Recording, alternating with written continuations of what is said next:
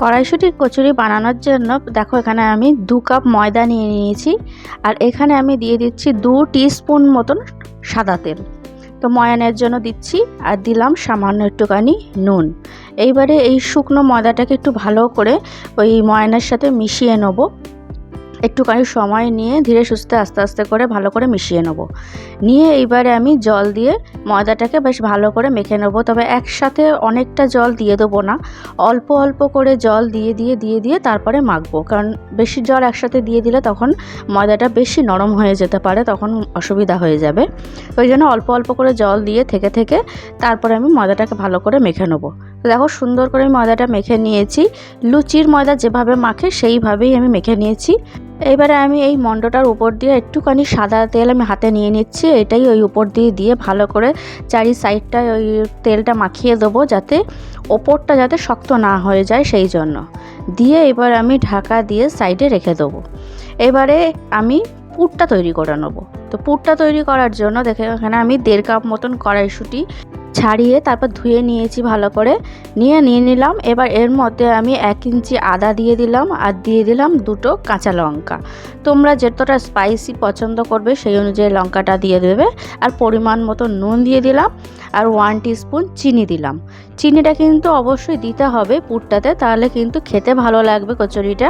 তবে খুব সুন্দর একটা মিহি পেস্ট আমি তৈরি করে নিয়েছি, তোমাদেরকে দেখালাম। একদম যেন ওর মধ্যে খিচ না থাকে সেইভাবেই করতে হবে। আর এইবারে আমি দেখো ফ্রাইং প্যানের মধ্যে একটু সাদা তেল নিয়ে নিয়েছি, আর ওর মধ্যে আমি একটুখানি হিং ফোড়ন দিয়ে দিলাম। ফোড়নের মধ্যে হিংটা দিলে কিন্তু ওই খুব সুন্দর একটা সেন্ট বেরোবে পুরটা থেকে, খুব ভালো লাগবে। এইবারে আমি গ্যাসটা মিডিয়ামে রেখে আমি কিন্তু সমানে নাড়াচাড়া করে যাচ্ছি। তার কারণ যেহেতু এটা কড়াইশুঁটি, নিচে কিন্তু লেগে যাওয়ার চান্স আছে। আর দেখো লেগে যাচ্ছেও। সমানে কিন্তু নাড়াচাড়া করতে হবে, মানে একদম রেখে দিলে হবে না, তাহলেই সঙ্গে সঙ্গে নিচের দিকে লেগে যাবে। তো এইভাবেই নাড়াচাড়া করে যেতে হবে। দেখো অনেকটা কিন্তু শুকিয়ে এসছে পুরটা। আবার এইবারে এর মধ্যে আমি 1 টিস্পুন একটুখানি ভাজা জিরের গুঁড়ো দিয়ে দেবো। দেখো আমি জিরের গুঁড়োর চামচটা রেখেছি, কিন্তু দেওয়ার সময়টা ভিডিওটা কিভাবে কি হয়ে গেছে বুঝতে পারিনি, ওটা শ্যুট হয়নি ওই জায়গাটা। তো যাই হোক 1 টিস্পুন একটুখানি জিরে শুকনো খোলায় ভেজে নেবে, নিয়ে সেটা গুঁড়ো করে নেবে, নিয়ে সেটাই দিয়ে দেবে। দিয়ে তারপরে আবার দেখো আমি ভালো করে নাড়াচাড়া করে নিচ্ছি। দেখো একদম কিরকম একটা বন্ড মতন তৈরি হয়ে গেছে, কি সুন্দর উঠে আসছে প্যান থেকে। তো আমার কিন্তু পুরটা একদম রেডি। দেখো কি সুন্দর মন্ড মতন হয়ে গেছে, আর একদম ছেড়ে গেছে, একদম প্যানের সঙ্গে কিন্তু আর লেগে যাচ্ছে না আগের মতো।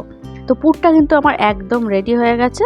তো চলো এইবারে আমরা কচুরিটা বেলে ফেলি। দেখো আমি ওই লেচি কেটে নিয়েছি, মোটামুটি ওই রুটির যেমন সাইজ হয় আমি মোটামুটি সেরকম সাইজ করেছি। একটু বড়ই করতে হবে, তা না হলে পুরটা যেহেতু ভেতরে যাবে, তো সেই জন্য একটুখানি লুচির থেকে একটু বড় সাইজ করতে হবে লেচিগুলো। তো আমি দেখো বাটির মতন করে নিয়েছি লেচিটাকে, করে তার মধ্যে আমি পুর একটু বেশি করেই ভরে দিলাম। দুটো সাইড এক জায়গায় করে মুড়ে দিয়ে তারপরে ভালো করে গোল করে নিতে হবে। যেভাবে করছি তোমরা দেখতেই পাচ্ছ, এইভাবেই করে নিতে হবে। দেখো খুব সুন্দর হয়েছে। এইবার এটাকে আমি বেলে নেব, কিন্তু আরেকটা করে তোমাদেরকে দেখিয়ে দিচ্ছি, তো দেখতে থাকো।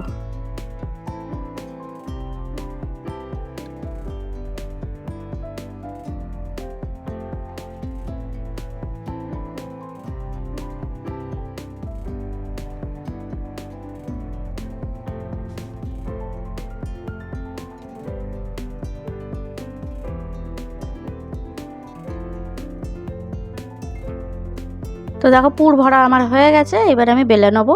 তো দেখো বেলনির মধ্যে আমি একটুখানি তেল দিয়ে নিয়েছি আগে ভালো করে, নিয়ে তারপরে আমি ভালো করে বেলে নিচ্ছি। খুব বেশি কিন্তু চেপে বেলা যাবে না, একটু হালকা হাতেই বেলতে হবে। একটু চারিদিক উল্টে যেভাবে আমি করছি আর কি, উল্টে একটুখানি হালকা করে বেলে নিতে হবে। তো একটা আমার বেলা হয়ে গেছে, আরও একটা আমি বেলে দেখিয়ে দিচ্ছি। আমি কিন্তু দেখো বেলছি, একটুও কিন্তু পুর বেরিয়ে আসছে না।